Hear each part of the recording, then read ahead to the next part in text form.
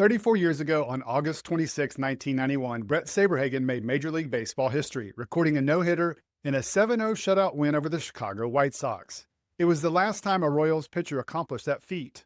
While a big monumental milestone for any pitcher, baseball fans understand that wasn't even close to Saberhagen's biggest career achievement. That came 6 years earlier, or 40 years ago in the 1985 season, when a 21-year-old Saberhagen went an impressive 20-6 on the season, won the Cy Young, and most impressively pitched 2 complete games in the World Series over the St. Louis Cardinals, including an 11-0 shutout in Game 7 en route to winning World Series MVP. It was an incredible start to a young career that would span 14 more seasons. While Sabes found additional success individually, including another Cy Young in 1989 when he went 23-6 in 12 complete games with the Royals, he never made it to another World Series. Unfortunately, his career was also dogged by multiple injuries, including him missing the 1996 and 2000 seasons. In this sports flashback, Saberhagen reflects on his career and shares a variety of interesting stories, including being unhappy about the trade to the New York Mets, a prank gone wrong with Bo Jackson, and the candid words he had for one pitcher who was upset at the fans. Interestingly, the 61-year-old has had plenty going on in his life since his playing days, including being evacuated and escaping from a scary wildfire in 2017, as well as learning about his biological father in 2022 and meeting his new family. And he answers the big question: does he deserve to be in the National Baseball Hall of Fame? And now I'd like to welcome to the channel two-time Cy Young Award winner, 1985 World Series MVP, Bret Saberhagen. Hey, Bret, thanks for joining me today. You got it, Kyle. It's good to be on with you. Thanks for having me. Absolutely. So, I've kind of talked to you about what I want to talk about. I want to go back in time and relive some of the memories of your career and what you've been doing since. But I actually want to start with what you're currently doing now with Sabes Wings. We've talked about this in some email conversations, and obviously cancer had a big impact. I lost both of my parents to cancer. So I know people who watch my videos know someone close to them or have been personally affected by cancer. So kind of tell me about Sabes Wings, how it got started, and what it's all about. Yeah, I appreciate you bringing that up. Yeah, I feel like God was very good to me and blessed me to be able to go out and throw a baseball and have some really beautiful years out on the diamond and that.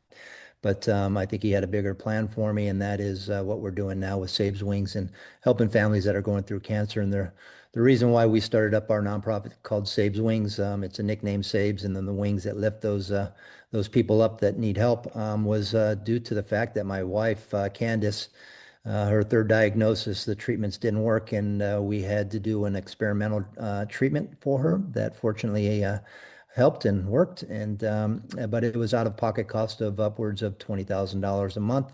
Wow. She did a little deep dive on it, and there's a term called medical financial toxicity that really puts a big stress on families going through cancer. It's already hard enough, stressful enough when you have a cancer diagnosis. But then you throw on the fact that nobody saves for cancer. You save for maybe a college education, you save for a car, you save for a house, you save for a vacation, you just save for a lot of different things, but it's never cancer. And when that comes around and you have to come out of pocket, and some experimental drugs, sometimes the insurance doesn't cover things, it doesn't cover scans. It's crazy. So what we do and what we have been doing for the last 5 years, since 2021, is really helping families. It doesn't matter what type of cancer it is, but we try to alleviate as much debt as possible that they have accumulated. Sometimes they're skipping treatments. Sometimes they might not be paying their mortgage, but it's stressful to have a cancer diagnosis. But then when you're trying to keep a loved one alive and not sure how you're going to be able to do that financially, it really is a terrible thing. So that's pretty much what Sabes Wings does. We go in and try to alleviate as much debt as possible, and we pay directly to the bill. We don't write anybody a check. So we deal with a lot of different organizations as far as hospitals around the country. KU Med, local here in Paso Robles, would be Dignity Health and Hearst Cancer. Also UCLA, where we work very closely with Dr. Brian DiCarlo, who is an oncologist at UCLA, and we've started up a tumor board. So we're knee deep in 365 days out of the year, helping families, trying to get on their feet and keep keep them going. So that's what Saves Wings is about. And if you want to learn more about what we're doing, is go to our website at saveswings.org. We have a big gala coming up in Right. Central Coast, California, October 4th and 5th. At Rava Wines on Saturday, October 4th, that a lot of our proceeds for the year is really raised at that one particular event. And then we also, the next day, we have a golf outing with a fashion show the following day at Hunter Ranch Golf Course in Paso Robles.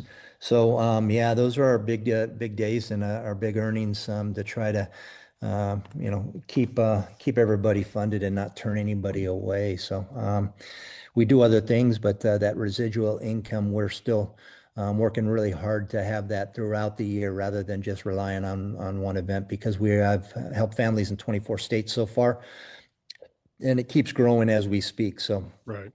the need is plentiful out there, and with everybody's help by donating to us, it really makes a huge difference on how many people we can help. Well, kudos to you and Candace for doing the work. And I will have a link in the description of this video to Saves Wings, just so fans, if they want to go and donate, they can go click on that link. So now let's get into your career, Brett. So let's just start with you got drafted in the 82 draft. You're in the minor leagues for I think it's a little over a year, right?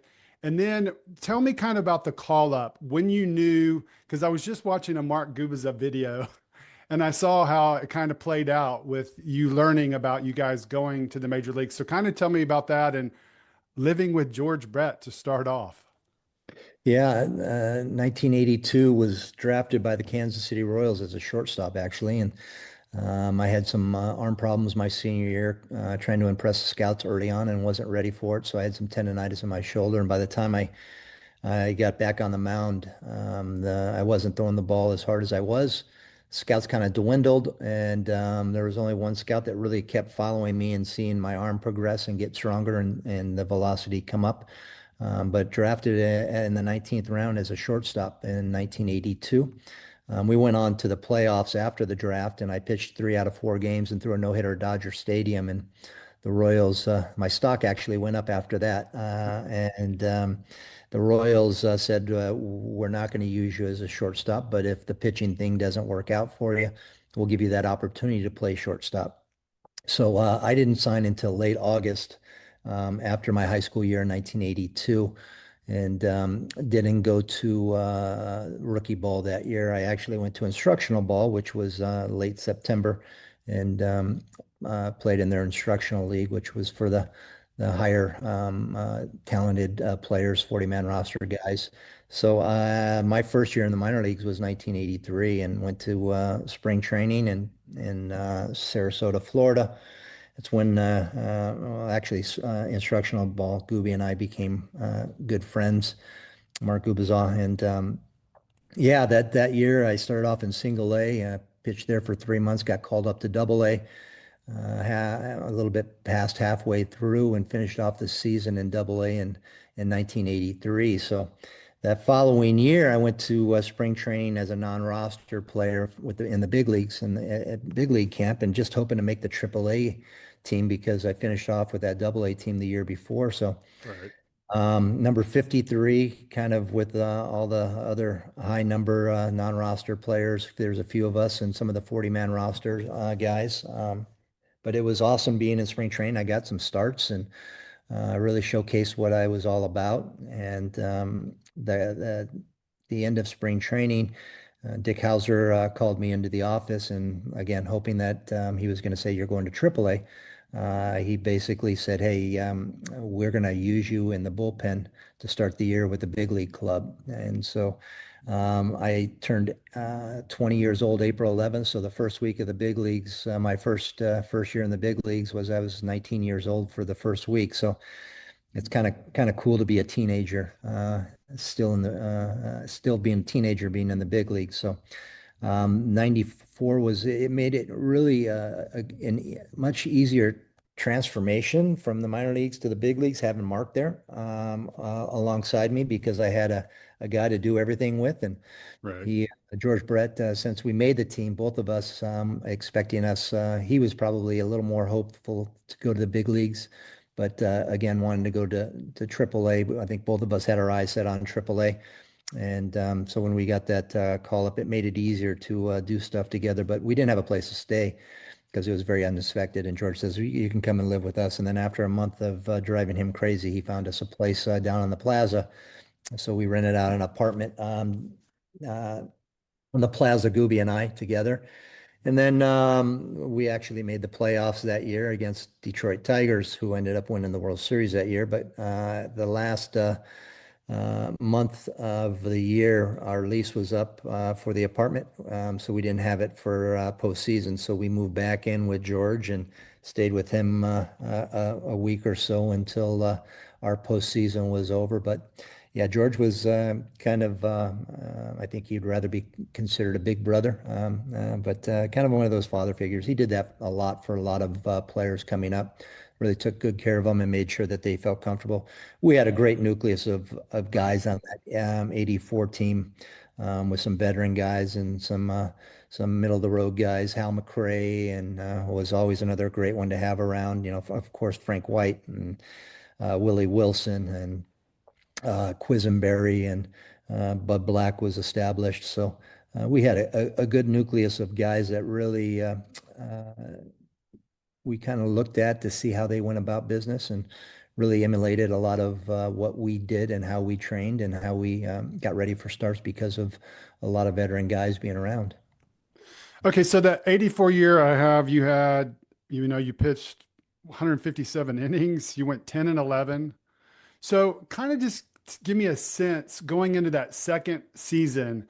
You know, you're 21 years old. I guess you're going to turn 22 at the first week in the season, but kind of just give me a sense of expectations because you just said you had a good nucleus. So I know it's hard for a team to say, yeah, we're going to win the World Series or we're going to make it to the World Series, but did you have a sense that this team could be special? And if not, when did you kind of figure that out? Yeah, I was 21 when we won the World Series in 1985. So, and you know, we expected, we had, pretty much the same team going in. Back then, you didn't have tons of movement like you do now Right. with moving all over the place. Free agent was, out there in that, and you would pick up a free agent here and there, but it wasn't as many guys moving from team to team. So we kind of had, our guys, and they came back the following year, and we all put it together and had another great year, and guys were staying healthy. And postseason, you go down 3 games to 1 against the Blue Jays, and we ended up coming back and winning that series. So going in the World Series, being down 3 games to 1 to the Cardinals, we felt like we can just do the same thing that we just had done to the Blue Jays. So we never had any doubt. But yeah, I felt a little more comfortable going into that second year, being established and having a good portion of all of that 84 season under Right. my belt.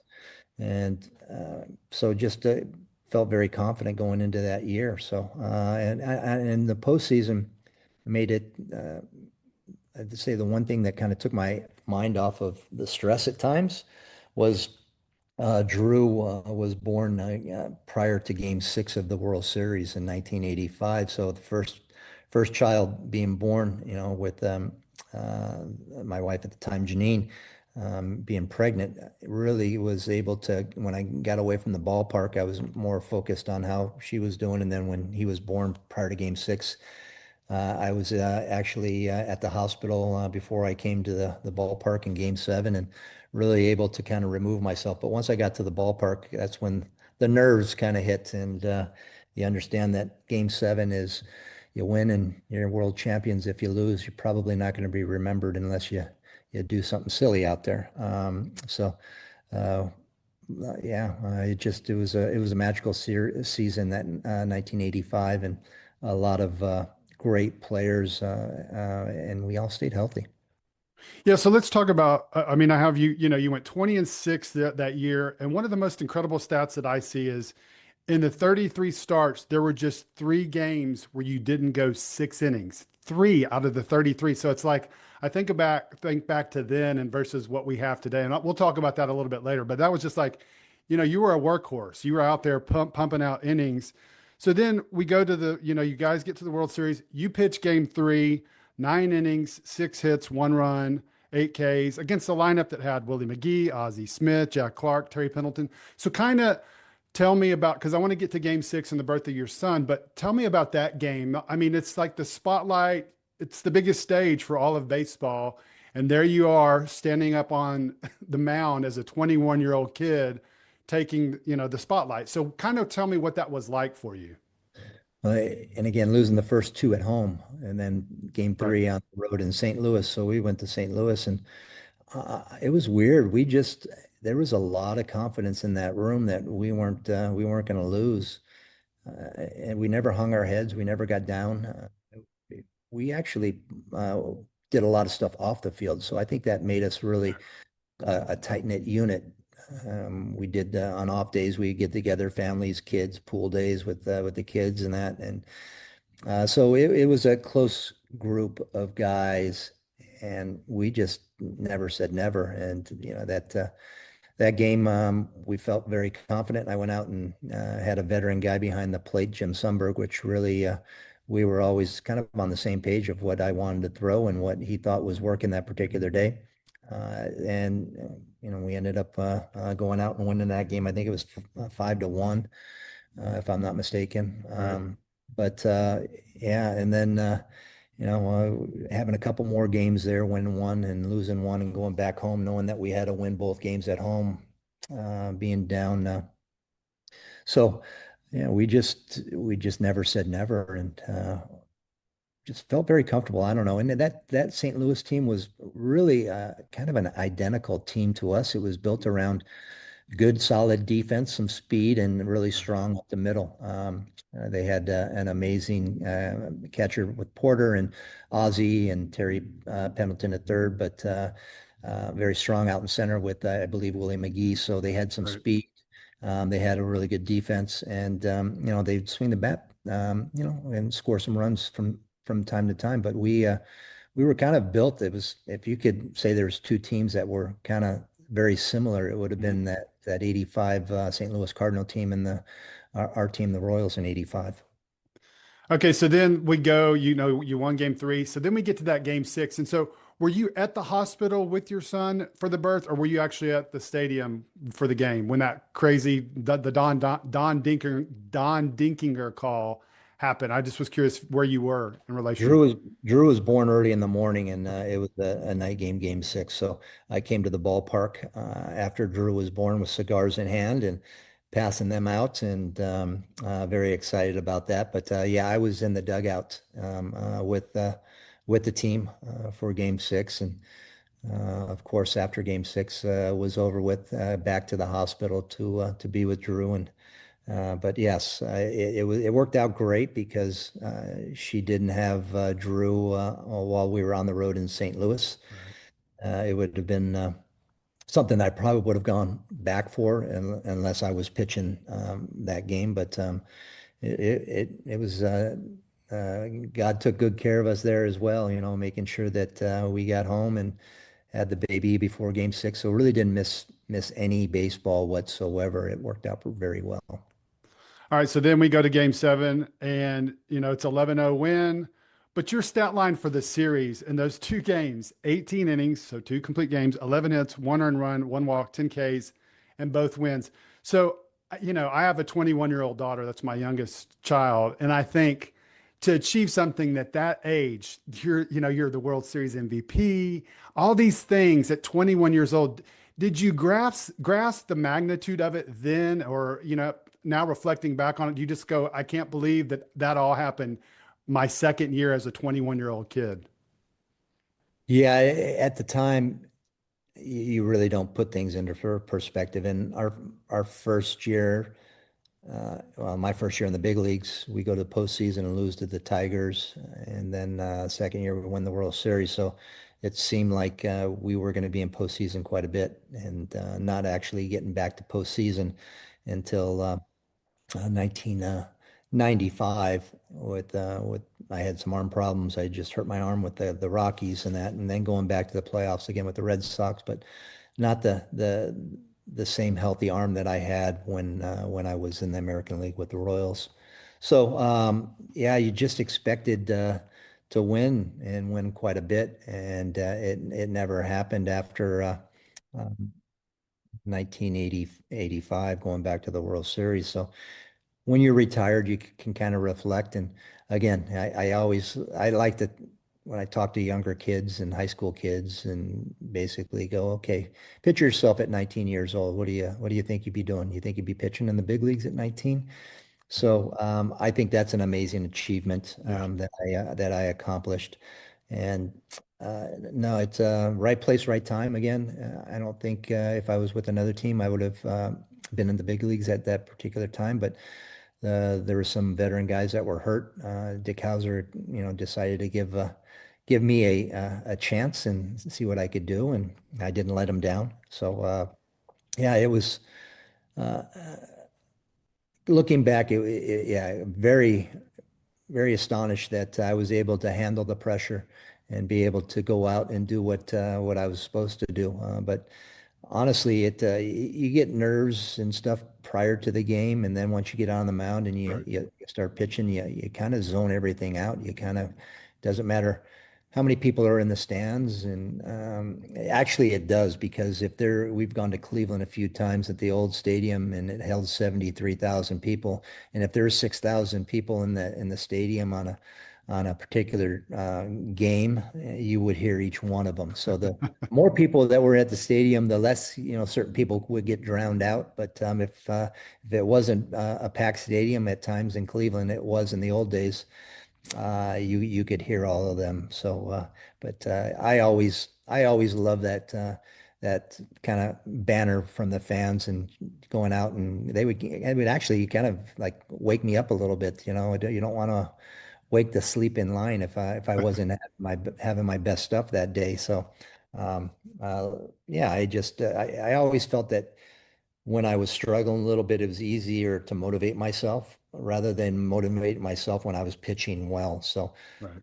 and that went in between starts too. So if I had won a few games in a row, it was a little tougher to go out and run an extra mile or get and doing extra weights in the weight room and making sure I'm getting all the stuff done that I need to get done. But when I struggled or if I got embarrassed, it was easy to go and work Right. on different things in the bullpen and mechanics and do that extra mile of running and get to the weight room and do a little bit more weights. So that was always a motivator if I struggle a little bit. All right, so we get to the 1986 season, and there were two things that I had noted. One was Bo Jackson becomes your teammate. So I'm just kind of curious what that was like having this two-sport star coming and playing with you guys. I mean, it seems like there might be an interesting dynamic. Like, is he focused on football? Is he focused on baseball? Kind of give me a sense of what it was like when Bo came in. There was a lot of focus taken off of some other individuals because of his status and his notoriety. Amazing two-sport athlete, and yeah, that was he fit in pretty well with that team and hit it off with just about everybody. But when he was playing baseball, he was focused on baseball, and then when baseball was over with, he was focused on football. So never really a distraction by any means. So just a very good athlete, and to play two professional sports is something special. Yeah, and so I was reading through all these podcasts and stories, and so obviously I heard you're a prankster, and I read stories about you being a prankster. But there was one prank that you did on Bo for his birthday. Do you remember that? Can you recall that specific prank you tried to do on him with the cake? Yeah, it wasn't his particular birthday, but every once in a while you would get somebody to send down a cake Okay. uh, for somebody's birthday. And one of the veterans would always try to get one of the rookies to buy in that it didn't smell good and smash their face in it once they got their face over the cake. It didn't work out that well for me on that particular day. I got him to buy in, and his face was over it, and when I went to push down on the back of his head, it didn't go very far at all, with the strength of his neck and stuff. And he ended up chasing me around the table, and I didn't realize I could run that fast. Okay. So then the other thing that I noted from '86 was you had some arm issues, and it looks like, just going back through your career, as it can be the case for any pitcher, you did have some injuries throughout your career. So was 86, I know you mentioned, you had some issues in high school. Was 86 kind of the first time professionally where you started getting dogged by injuries?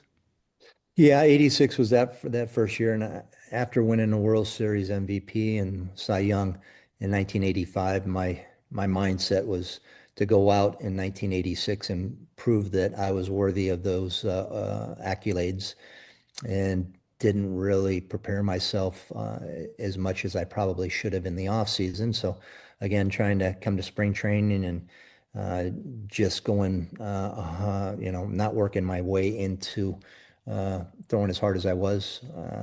So being young, being 22 at the time in 1986 spring training, I just wasn't. I was more of a let's go out and prove and show everybody that that's uh, what I was worthy of. And so that was the first year that I really had some arm issues. And then it seemed like, periodically throughout my career, the even number years weren't as good as my odd number years.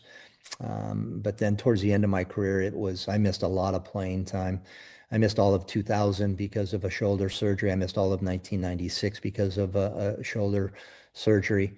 I missed almost all of 97. The last month and a half I pitched for the Red Sox.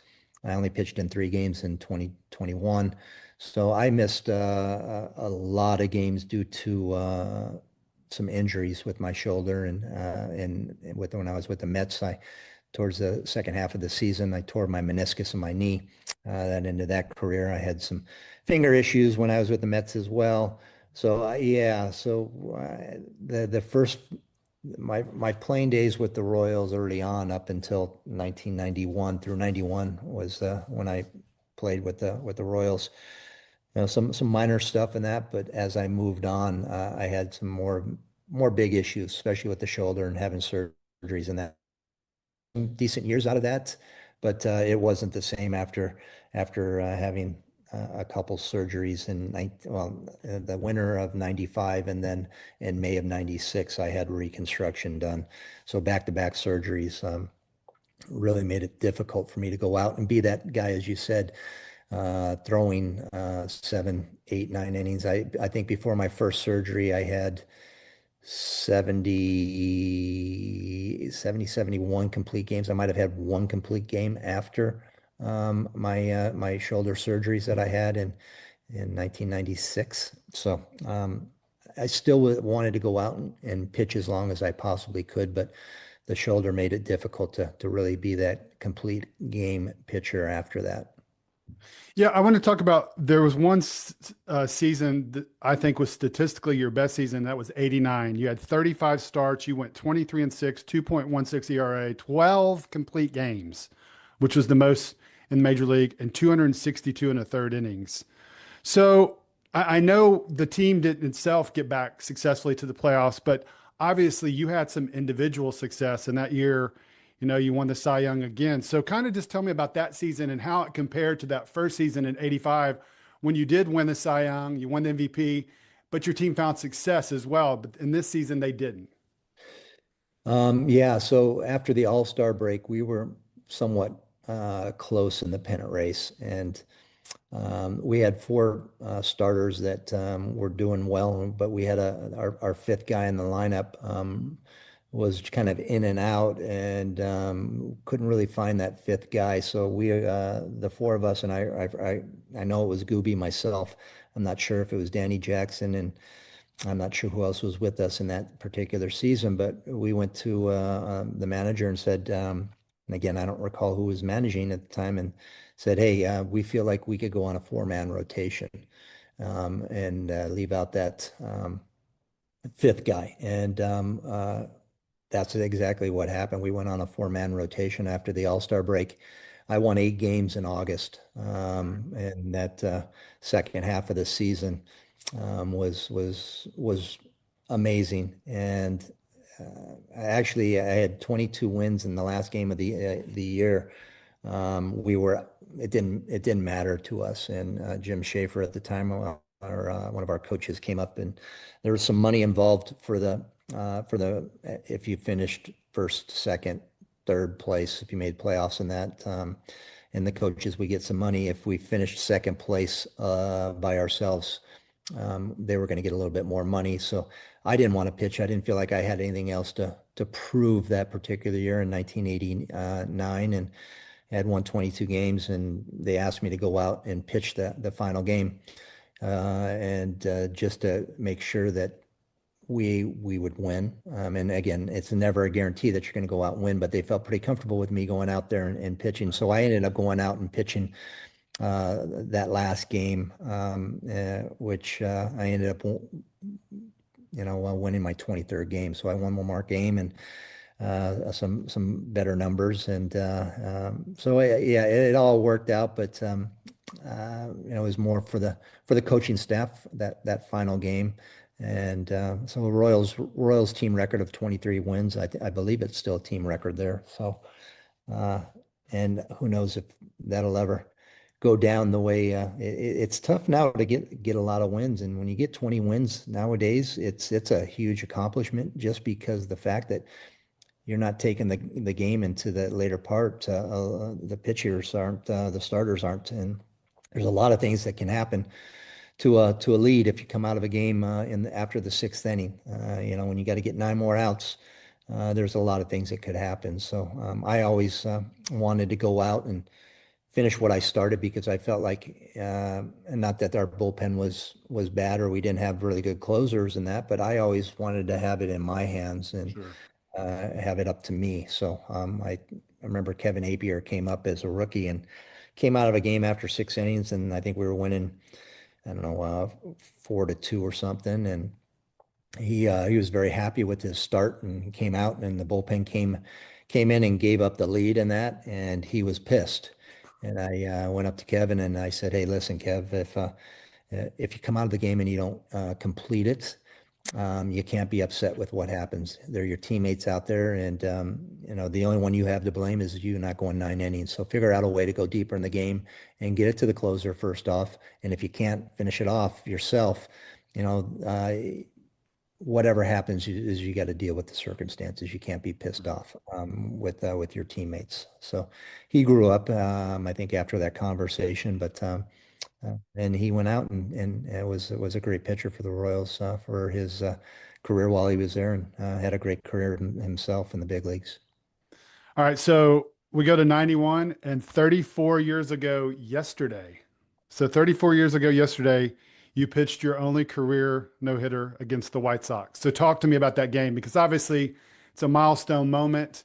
I mean, you've won Cy Youngs, you've won World Series MVP. Now here you are winning, doing the ultimate achievement besides a perfect game for a pitcher, and that's throwing a no-hitter. So kind of tell me what that was like.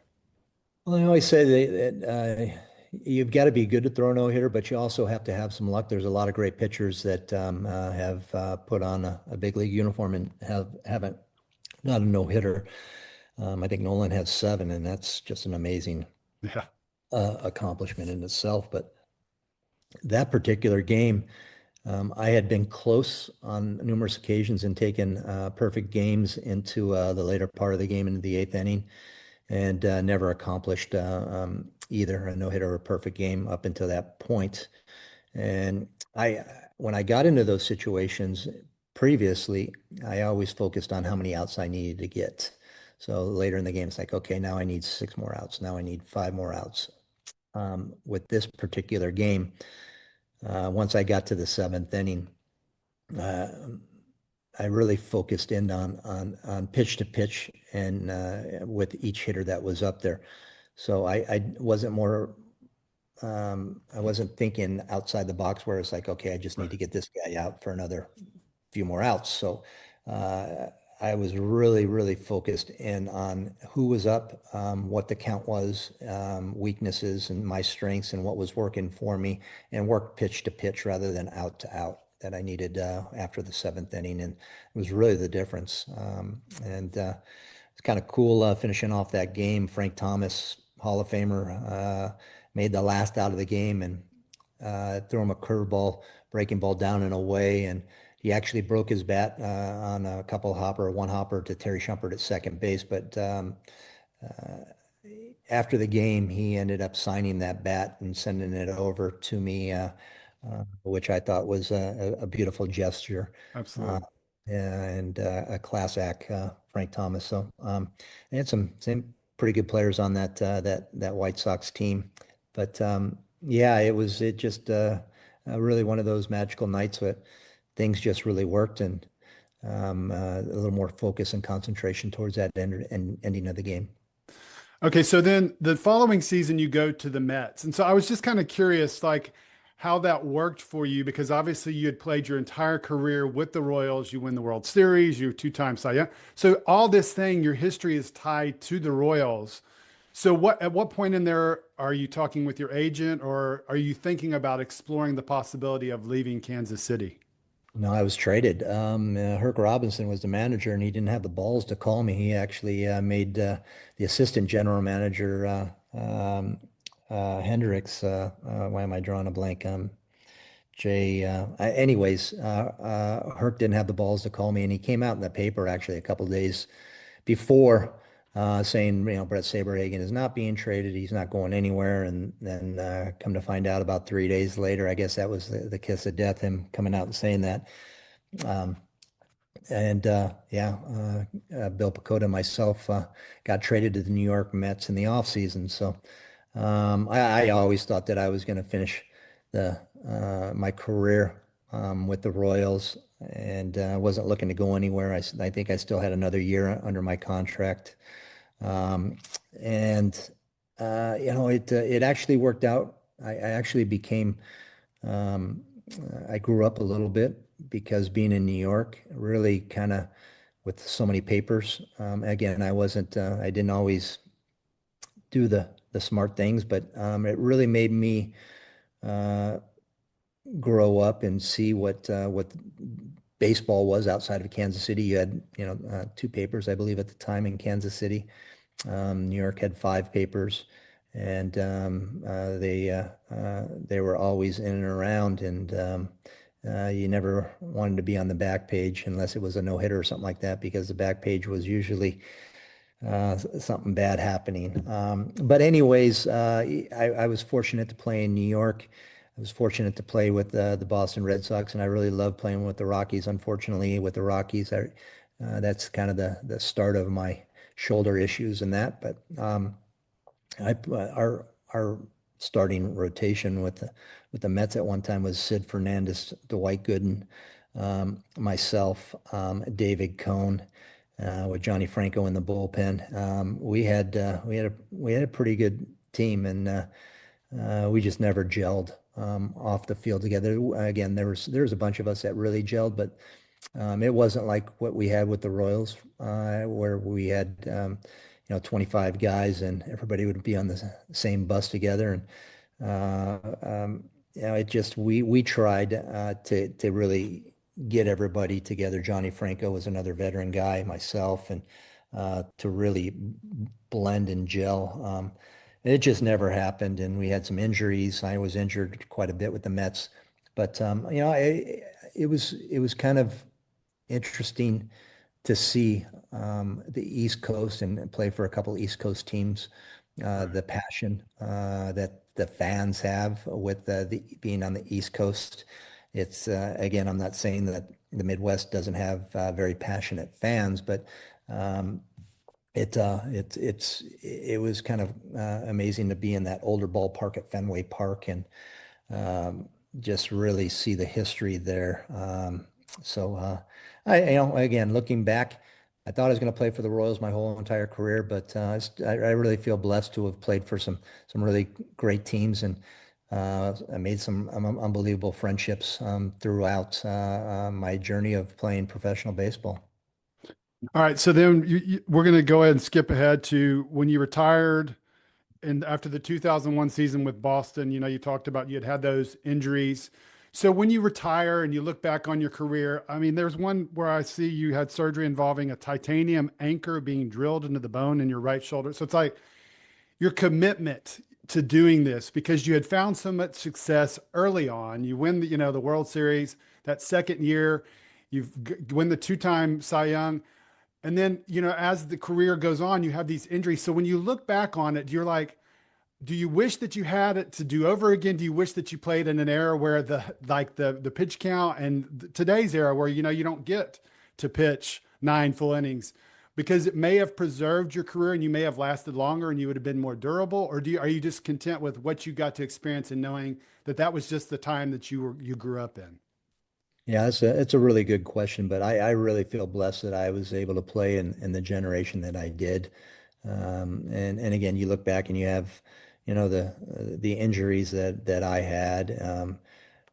Again, throwing maybe that many innings at that young of an age had something to do with the wear and tear.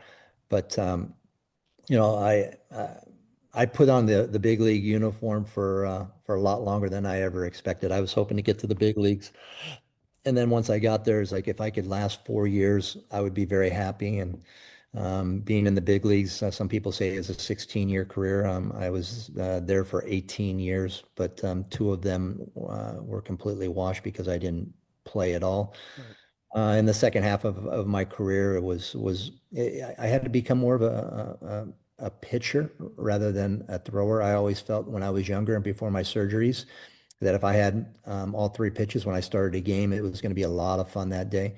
If the curveball wasn't working on a particular game, I'd have to continue to throw it. So I would have it by the fourth, fifth inning and have it working towards the end of the game. But I really feel blessed to have played it in the era that I did. And yeah, if I could change anything, if I could have stayed away from the injuries and the surgeries on my shoulder, I would have had a lot longer longevity and been able to help the team. I always felt when I was hurt, I was letting my teammates down because I wasn't out there Right. and in the trenches with them. I can't do much from the bench or from the training room, and I spent way too many hours in the training room and rehabbing and stuff. So if I could have changed anything, that would be what it would be is to have not had those injuries to the shoulder. All right. In 2005, you were inducted into the Royals Hall of Fame. So just kind of tell me the significance and what that meant to you to be honored and recognized for your achievements with the Royals. Well, yeah, it was my best playing days. I had a few good years after that, but yeah, the best playing days were by far memorable with the Royals, and I think when people kind of look back, if they kind of look back on my career, again, they see me playing for other teams, but the notable ones were, winning a World Series with the Kansas City Royals. Um, yeah, just uh, yeah, I don't know where to go with that one, but um, yeah, you just all you could ask for is to go out and walk away. And I think the one thing walking away for the game for me was easy because I physically couldn't do it anymore. If somebody would have said, and I was still going out and trying to play, that I'm not good enough to go out there and play anymore, it would have been a lot tougher mentally and to walk away from the game. And I still love the game. I still watch baseball. Right. But yeah, it was a beautiful time for me to be able to achieve what I did. And really looking back is I was blessed very, very much so. All right. So in the time since you retired, Brett, you've done a variety of jobs. Kind of just tell me since you've retired, what you've done as far as a career, the baseball, like we talked about high school baseball, just kind of what you've done in the time, since 2001, the last 24 years. What has Brett Saberhagen been doing? Well, yeah, I coached some high school ball. That was very challenging, especially with the parents. And dealing with the kids is one thing, but the parents is when they think that all their kids are going to go play professional baseball or play Division I ball. It's just not one of those things. And I went on and did the baseball agent thing for a couple years, and that's a pretty seedy business. Everybody trying to steal your players and telling the players that they want to recruit whatever they want to hear. So there's a lot of things that went on behind the scenes as a baseball agent. I did that for 2 years, and it's like, okay, I can't handle this anymore. And then really just doing a lot of different charity stuff with my nonprofit, and then switching it from the Bret Saberhagen Make a Difference nonprofit to Saves Wings in the last 5 years has been just nonstop, 365 days out of the year, really motivating and being very blessed to helping so many families around the country. You talked about your charity work and what you've done with Saves Wings, but there was an incident in 2017 with another charity doing something that I want you to kind of just tell folks about what was going on in that 2017 charity golf tournament. Yeah, we were up in Sonoma, and it was Ronnie Lott's charity golf event. And we had just had the dinner and gala and stuff and raising money in the auction. We went back to Maikama, the golf resort, and we were staying there. Joe Carter was there, Dan Jansen, but really nice rooms there. And I got back and went out onto the back porch and had a glass of wine and just listened to some music and just relaxing on the back patio. And all of a sudden, out in the distance, I saw like a glow. And again, it's all woods and hillside stuff. And the glow kept getting bigger and it kept getting bigger. And finally, I went and knocked on a couple of the rooms, Dan Jansen and Joe Carter. And I said, hey, it looks like there's a fire out there. I don't know if it's coming our way or not, but just I'm going to stay up for a little bit and watch and see what happens. And about an hour later, it's bigger and it looks like it's coming at us. We get a phone call to our rooms saying that there's a fire and we're asked to evacuate. So we all pack up our stuff. We get in our golf carts and we head to the front of where the golf is. And I actually had a rent-a-car that I rented. And Dan Jansen, since I had a few glasses of wine, Dan Jansen, here, Dan, take the keys. And so Dan's driving, and they tell us to go to a hotel that they have booked some rooms away from Mayakama. So we go to the hotel. All those rooms were already taken. So they direct us to another hotel. And we ended up staying there, fall asleep. And in the middle of the night, I'm woken up by Eric Gagne pounding on doors at this hotel that we were staying at, and having no idea what was going on. Fire was completely all around us. It was in the parking lot. It was across the street. Telephone poles on fire. It looked like a war zone. Again, meet Dan Jansen out at the car. We throw all of our luggage in there and we drive towards San Francisco and get as far away as possible. But yeah, that was a huge fire, and it was crazy to see cars on fire, just everything going up in flames around us. Wow, what an experience. And then the last thing I kind of want to talk to you about before I have some questions, just kind of about your career, just fun questions. But in 2022, you did something where you found out about your biological father. So kind of tell me how that came to pass. It's an interesting story. Yeah. Prior to that, my mom passed away in 2021. But prior to her passing away, I did a 23andMe DNA testing and that, and it came back and with 50% being German. And when I approached my mom said, first off, she was very silent for a bit and didn't say anything when I told her about this, because Saberhagen is Norwegian and Scandinavian and that, and very, very quiet. And then she said, with a couple curse words, she was I think a truck driver at one time. She wasn't a truck driver, but she had the mouth of a truck driver. And said, don't tell the grandkids this. I guess Saberhagen was messing around on her when they were dating in high school. She got pregnant when she was 16. So she decided to cheat on him with his best friend, David Keeter. And so I checked out with David Keeter, came back negative. Well, with his son, and I started thinking, well, maybe his son isn't his son, and so that's who I did the DNA test with. But he basically said, I never slept with your mom. My mom passes away, and then shortly after that, on his deathbed, after my mom had passed away, he did confess to sleeping with my mom. So struck another chord. So I did another DNA test with Ancestry, and it came back with a couple matches with eye matches out of Ohio, and I didn't have any ties that I knew of from Ohio. Make a long story longer, it wasn't David Keeter and it wasn't Bob Saberhagen. It was actually my aunt called me up on Thanksgiving and said, I think I know who your father is. They thought that I was a child that my biological father gave up at high school with uh, his girlfriend at the time.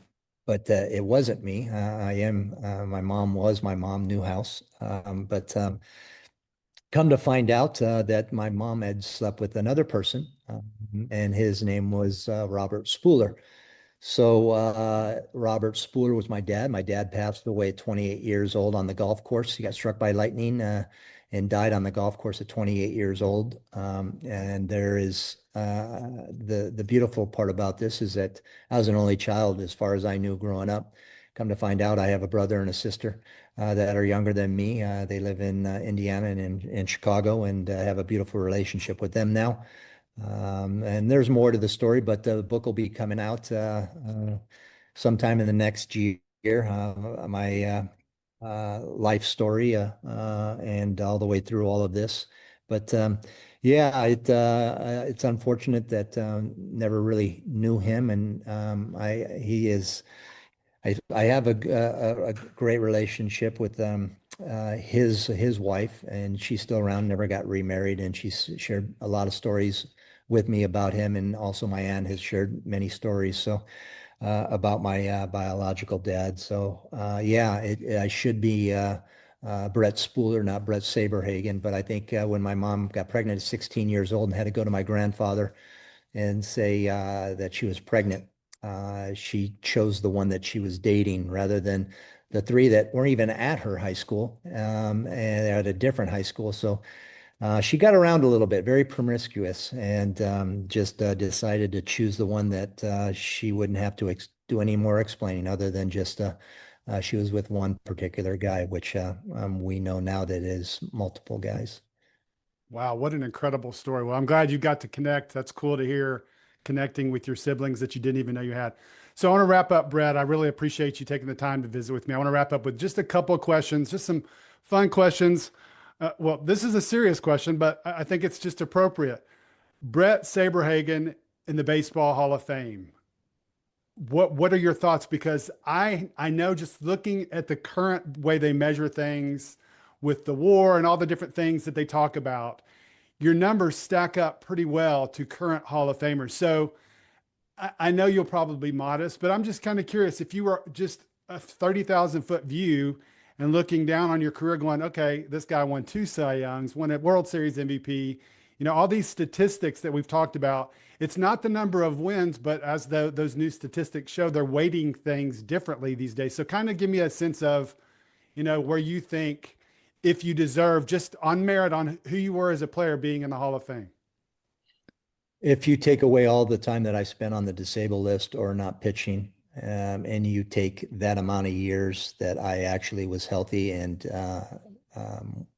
was able to pitch, compared to saying it's a 16-year career, two of them you can throw completely out, but there's a lot of other times that I've spent on the disabled list and not playing, such as only 3 games in 2021, such as only a month and a half of 1997.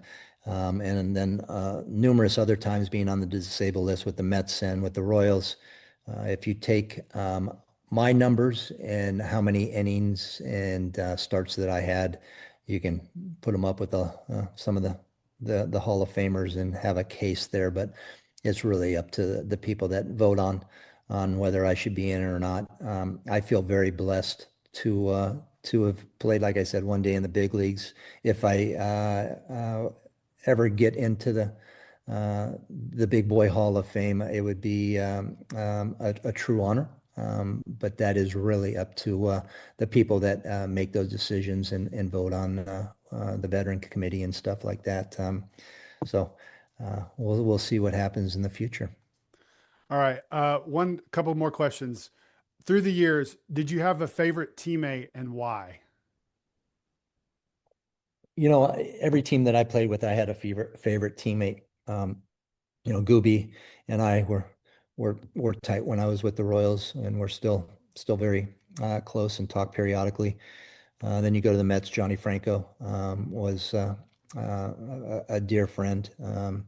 And then you go to the Rockies. Larry Walker was my dear friend there. And then you go to the Red Sox. John Valentin. So it. And again, there's a lot of other guys that I had beautiful relationships with, and I feel like if I could pick up the phone anytime, you'd pick it right up where you left off. But being with so many different, well, four different teams, and playing for as long as I did, you had a lot of teammates, and cherish all those relationships that I had. All right. And then two more questions. The second to last one is consistently throughout your career, who gave you the toughest at bats and why? Well, it was always the pesky hitters, the guys that put the ball in play, not the guys that hit home runs. I felt like they had a lot more holes in their swings. And being a control pitcher, I felt like I could put the ball where they couldn't hit it. So Boggsy wore me out. And funny story with that, he hit 450 off me, and I was doing the Rich Eisen show one year. And he asked the question, "Who's your toughest out?" And I said, "Boggs." And he starts talking about it, and I said, "Yeah, one game, I throw him a changeup, gets a base hit, throw him a fastball base hit, throw him a curveball, the third at bat base hit." And it's like, I don't have anything else to throw at him. And while we're talking and that, his producers and that run the numbers, and he says, "Yeah, he hit 450 off you, such and such for such and such." So the interview ends, and one of my buddies calls me in afterwards and said, "Hey, you know what you should have said? Well, you got him out 33 times." So I faced Wade Boggs a bunch of times, but I did get him out 33 times. But he had some amazing numbers against. He's in the Hall of Fame for a reason. Sure. But the pesky guys really gave me fits, the ones that just put the ball in play. All right. And then last question, conversely, who do you feel like you had the book on that you knew they had a specific tell and you could pick up and you managed to pitch them the best throughout your career? I had really good numbers against Reggie Jackson. That was the one guy that, and I had my top two pitches were fastball and changeup. And the curveball, like I said earlier, if my curveball was on early on in the game, it was going to be a lot of fun. And I continued, if I didn't have it the beginning of the game, I'd have to continue to throw it to get it going. So I'd have it towards the later part of the game.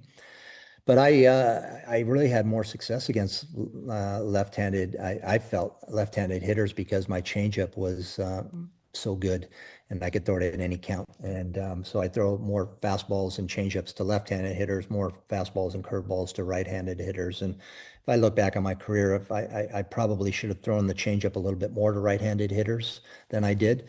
But yeah, Reggie was one of those guys. The numbers against him were pretty good. Well, hey, Brett, I really appreciate you taking the time to kind of go back down memory lane in this sports flashback and just kind of going through your career and living some of the highlights. It was obviously a very distinguished career. And like I said before we got on the video, I watched you as a high school freshman and through my years in high school, watching you going, I want to be like Bret Saberhagen. So I really appreciate you taking the time to visit with me and kind of going through your career, sharing what you've been doing since you retired. And I wish you the best of luck in the future. Thanks, Cal. Thanks for having me. I appreciate going down memory lane with you as well. Absolutely. Thanks, buddy. Take care. All right.